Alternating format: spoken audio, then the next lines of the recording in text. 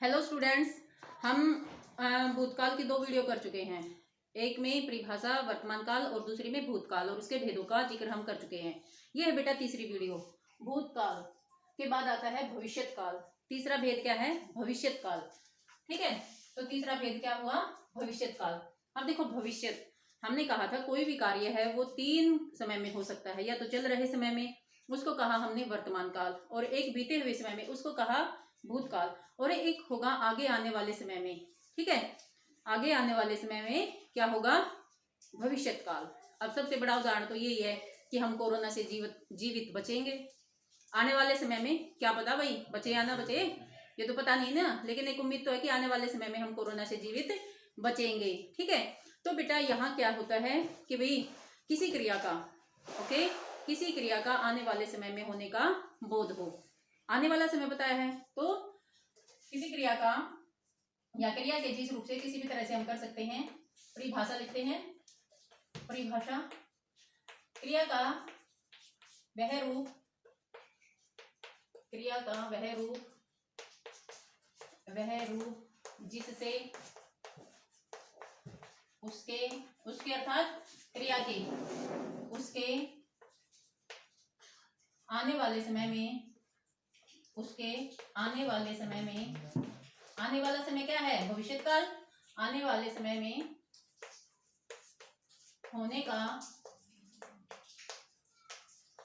का बोध हो। आने वाले समय में होने का बोध हो, उसे क्या कहेंगे? भविष्यत काल कहेंगे। उसे भविष्यत काल कहते हैं। ओके, जैसे हम दिल्ली जाएंगे,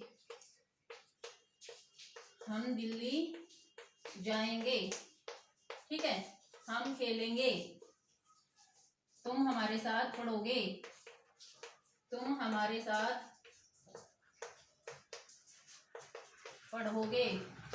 ओके। तो ये कार्य क्या है? आगे आने वाले समय में होने का बोध करा रहे हैं। तो क्रिया का वह रूप जिसका आगे आने वाले समय में होने का बोध हो, तो वो क्या कहलाएगा? भविष्यत काल। ठीक है, तो आगे आने वाले समय में जो क्रिया के होने का बोध हो उसे हम भविष्यत काल कहेंगे। तो भविष्यत काल के तीन भेद होते हैं। भविष्यत काल के तीन भेद होते हैं। भविष्यत काल के कितने भेद बताए मैंने? तीन भेद। ओके, तीन। वर्तमान काल के भी तीन भेद पढ़े थे, भूतकाल के भी 6 पढ़े थे, और भविष्यत काल के 3। तो टोटल कितने कर चुके हम? 9। अब ये 10वां हो जाएगा। 3 भेद होते हैं।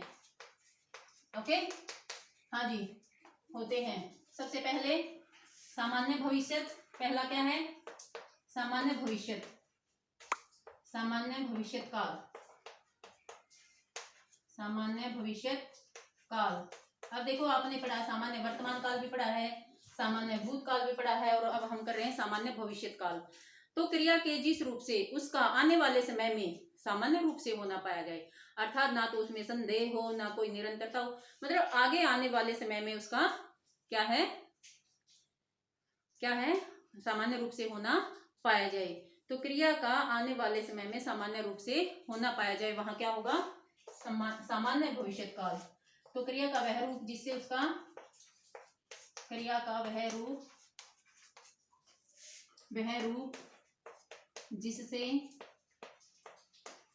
जिससे उसका आने वाले समय में, या सामान्य रूप से आने वाले समय में उसका सामान्य रूप से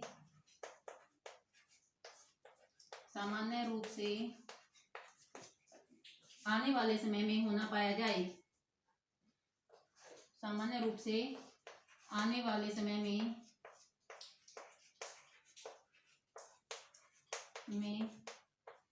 होना पाया जाए। ओके, उसे क्या कहेंगे? सामान्य भविष्यत काल। जैसे मैं पाठ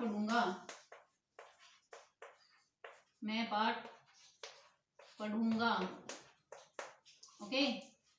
दादाजी तीर्थ यात्रा पर जाएंगे, दादाजी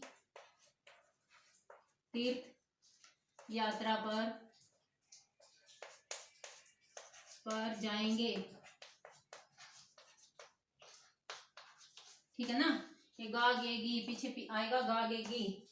संरचना क्या होगी? धातु जमा गा गे गी। तो संरचना देखिए, पहले संरचना लिखनी चाहिए थी वैसे, धातु जमा गा गे गी। ओके, तो जिन वाक्यों के पीछे गा गे गी मिलेगा, ओके, तो वो कौन से वाक्य होंगे? सामान्य भविष्यत काल। ठीक है। अब सेकंड आता है संभाव्य भविष्यत काल। क्या बताया मैंने? संभाव्य भविष्यत। संभाव्य नाम दिखा रहा है संभावना को। ओके, तो क्या होगी इसमें? संभावना। क्या बना इसका सेकंड भाग? संभाव्य भविष्यत काल। ओके, संभाव्य भविष्यत काल। ठीक है। अब देखो, संभाव्य मतलब संभावना, आने वाले समय में कार्य के होने की संभावना है, हो भी जाए ना भी हो। ठीक है। तो क्रिया का वह रूप जिससे उसका आने वाले समय में होने की संभावना हो। ठीक है। क्रिया का वह रूप जिससे, क्रिया का वह रूप जिससे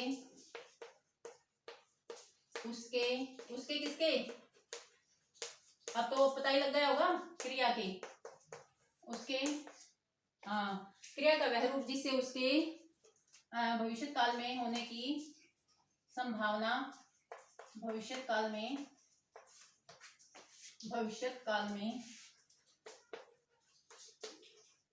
होने की संभावना पाई जाए। ठीक है। संभावना पाई जाए उसे क्या कहेंगे? संभाव्य भविष्यत काल कहेंगे। संभाव्य भविष्यत काल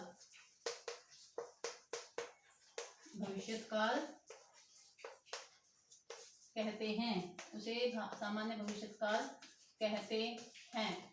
देखो बेटे, अब संरचना देख लेते हैं। सबसे पहले संरचना क्या है?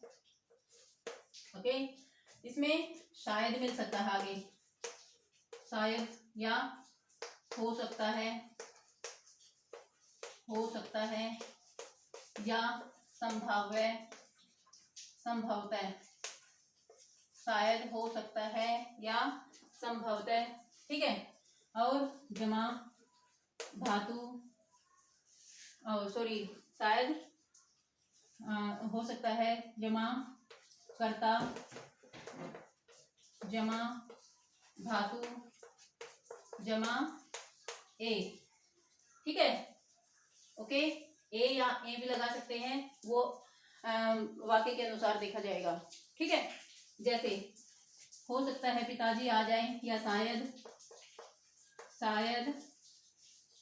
पिताजी, शायद आज पिताजी आ जाएं, पिताजी आ जाएं। ठीक है। देखो, शायद आया है, ओके, पिताजी, या शायद हो सकता है या संभवतः में से कोई भी शब्द आ जाएगा, और फिर कर्ता, पिताजी यहाँ करता है, और धातु आ हो गई, और सॉरी, धातु जा हो गई, और ए जुड़ जाएगा उसमें। तो जहां, ठीक है, तो आने वाले समय में संभावना हो उस काम के होने की। ठीक है। शायद बारिश हो जाए, ना भी हो, संभावना है, तो वो कार्य आने वाले समय में हो भी सकता है, नहीं भी हो, संभावना बनी रहती है, तो वो क्या होता है? संभाव्य भविष्यत काल। अब थर्ड है हेतु मत भूतकाल। नहीं, ये तो भूतकाल में पढ़ा था। हेतु मत भविष्यत काल, क्योंकि अब हम क्या पढ़ रहे हैं? भविष्यत काल पढ़ रहे हैं। हेतु मत भविष्यत काल। ठीक है। अब देखो, हेतु का अर्थ पढ़ा था हमने, क्या होता है? कारण। हेतु का अर्थ क्या पढ़ा था? कारण। वो क्रिया थी भूतकाल की। अब सिर्फ सेम होगा, ये थोड़ा सा क्रिया का अंतर होगा। वहां क्रिया थी भूतकाल की, और यहाँ क्रिया होगी भविष्यत काल की। ठीक है। हेतु का अर्थ हुआ कारण, कि कोई क्रिया होना या न होना किस पर निर्भर होगी? उस कारण पर निर्भर होगी कि क्यों नहीं हुआ वो, या फिर हुआ है तो क्यों हुआ है। ठीक है, होना या न होना किस पर निर्भर होगा बताइए, आने वाले समय में होगा, होना या न होना उस कारण पर निर्भर होगा। जैसे अब उसमें क्या था, यदि तुम आते तो हमें चलता, इसमें क्या हो जाएगा, यदि तुम आओगे तो मैं चलूंगा, क्रिया का अंतर हो जाएगा। यदि तुम आओगे तो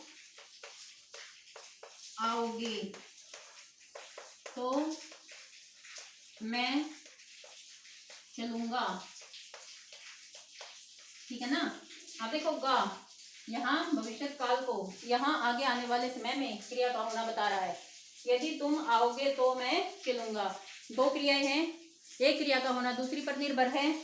मैं कब चलूंगा, जब तुम आओगे। ठीक है, तो होना या न होना किस पर निर्भर होगा, उस कारण पर निर्भर होगा। हेतु का अर्थ होता है कारण। तो ये कितने भेद हो चुके हैं हमारे भविष्य काल के, भविष्य काल के कितने भेद हो चुके हैं, तीन वर्तमान के पढ़े, 6 भूतकाल के पढ़े और 3 हमने कर लिए हैं भविष्य काल के। अब एक टेबल ऐसी बताती हूँ मैं, वो खुद पूरा करेंगे उसको कि आसान। मान लिया कोई बच्चा ऐसा है भाई पूरी नहीं पढ़ सकता, वो पूरा का पूरा काल नहीं पढ़ सकता, लेकिन उस टेबल से उसको आसान हो जाएगा कि कैसे वो पूरा करे। तो मैं टेबल बता देती हूँ कैसे बनानी है आपने। ठीक है, मैं उसको थोड़ा करके दिखाऊंगी, बाकी आप पूरी करेंगे कैसे। ठीक है, इसकी प्रैक्टिस से होगा सब कुछ। जैसे ये देख लीजिए, 3 कॉलम यहाँ बना लेंगे। ठीक है, 3 कॉलम। सबसे पहले थोड़ा सा स्पेस कम है इस कारण ऐसा हो रहा है। सबसे पहले ऊपर डालेंगे, यहाँ डालेंगे वर्तमान काल। ठीक है, वर्तमान काल टेबल है ये काल की, इसको करके भी हम अच्छे से कर सकते हैं। भूतकाल और ये है भविष्य काल। भविष्य काल अगर हम इस चीज को विलास कर लेंगे अच्छे से तो भी हमारा मतलब काल जल्दी से रिवाइज हो जाएगा। अब देखो सबसे पहला भेद कौन सा था, सामान्य वर्तमान, सामान्य वर्तमान काल, सामान्य वर्तमान काल था ना।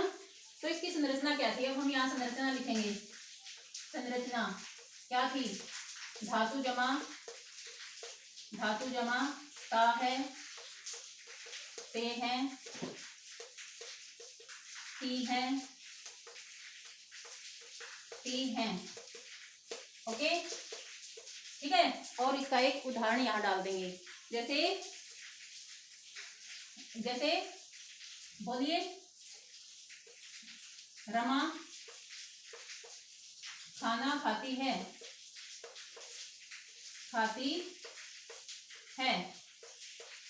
ओके, ताहते हैं ती है आ जाएगा।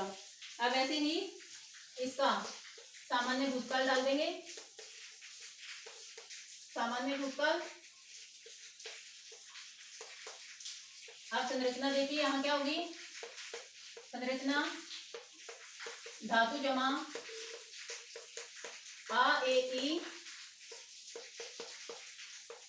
या ये ई, चुका चुके चुकी, चुका चुके चुकी, लिया लिए ली, लिया लिए ली, या ली भी कह देते हैं। ठीक है, अब एक उदाहरण और, रमा ने खाना खा लिया, रमा ने खाना खा लिया। ओके, अब थर्ड सामान्य भविष्य, सामान्य भविष्य। ठीक है ना, ये सामान्य भविष्य है। यहाँ स्पेस कम है थोड़ा सा, इसलिए एक बार फिर से लिख देती हूँ मैं, सामान्य भविष्य काल। ओके, तो इसकी संरचना क्या होगी, संरचना धातु जमा गा गे गी। ठीक है, अब इसी उदाहरण को ले लेते हैं, रमा खाना खाएगी, रमा खाना खाएगी। अब देखो सामान्य वर्तमान काल हो गया, सामान्य भूतकाल हो गया, सामान्य भविष्य हो गया। ठीक है, एक करके दिखा दिया मैंने, आगे आप खुद करेंगे। अब यहाँ एक कर दिया, अब यहाँ दूसरा ले लेंगे। ठीक है, तात्कालिक वर्तमान काल, तात्कालिक वर्तमान काल, यहाँ क्या आ जाएगा दूसरा, अपूर्ण भूतकाल, अपूर्ण भूतकाल। ठीक है ना, और यहाँ संभाव्य भविष्यत, संभाव्य भविष्यत काल, संभाव्य भविष्यत काल।